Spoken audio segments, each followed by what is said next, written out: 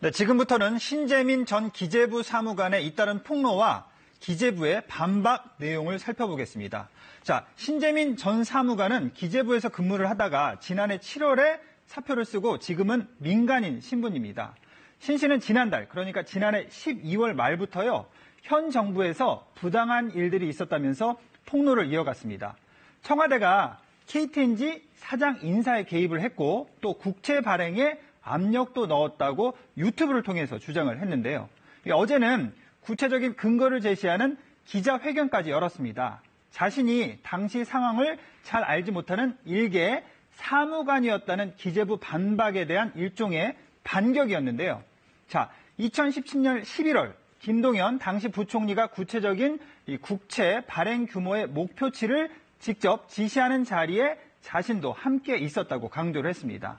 또 국채 발행과 관련해 자신이 담당자였으며 오히려 기재부에는 이 당시 상황을 정확히 아는 사람이 3명밖에 남지 않았다고 주장을 했습니다.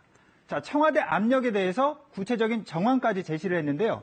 국채를 추가로 발행하지 않기로 결정을 한 뒤에 보도자료까지 배포를 했는데 청와대에서 이 보도자료를 취소하라는 압박이 왔었다. 그런데 당시 전화를 한 사람은 차영환 당시 청와대 비서관, 현재 국무조정실 2차장이라고 밝혔습니다. 자, 발언 내용 직접 들어보시겠습니다. 적자국채 사건과 관련해서는 제가 담당자였고 부총리님 보고를 4번 들어갔습니다. 제가 제대로 된 사실관계를 모르고 말을 하고 있다라고 말씀을 주시는 것은 저로서는 납득하기 힘듭니다.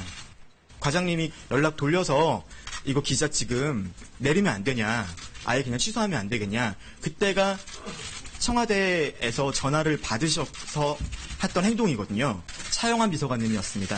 제가 궁금한 부분은 이 부분이 기밀이라. 네, 이런 신 씨의 폭로에 대해서 기재부는 근거 없는 주장이다, 이렇게 일축을 했습니다. 당시 차 비서관이 연락한 것은 보도자료를 회수하기 위해서가 아니고 국채 발행 규모를 최종적으로 확인하는 차원이었다고 해명을 했습니다. 또 국채 발행과 관련해서 청와대도 의견을 제시했지만 강압적 지시는 없었다, 이렇게 밝혔습니다. 이 국채를 4조 원 더 발행을 하더라도요, 채무 비율은 0.2%포인트밖에 상승하지 않아서 큰 의미가 없고요. 2017년은 채무 비율을 높여봐야 현 정부의 임기에 포함이 되기 때문에 이 박근혜 정권의 채무 비율을 높이려고 했다는 주장은 맞지 않는다, 이렇게도 강조를 했습니다. 자, 그러면서 기재부는 신 씨를 검찰에 고발했습니다. 현행법상으로요, 전현직 공무원이 직무상 얻은 비밀을 누설하면 2년 이하의 징역에 처해지는데 이걸 어겼다는 겁니다. 자, 하지만 폭로를 했다고 해서 바로 죄가 인정이 되는 것은 아닙니다. 자, 누설된 비밀이 국가의 기능을 위협하는지 또 그 비밀이 보호할 만한 가치가 있는지를 법원이 따지기 때문입니다. 자, 결국 신 전 사무관의 폭로 내용이 국가 기능에 위협이 되는지 또 사실인지가 수사의 핵심이 될 전망입니다.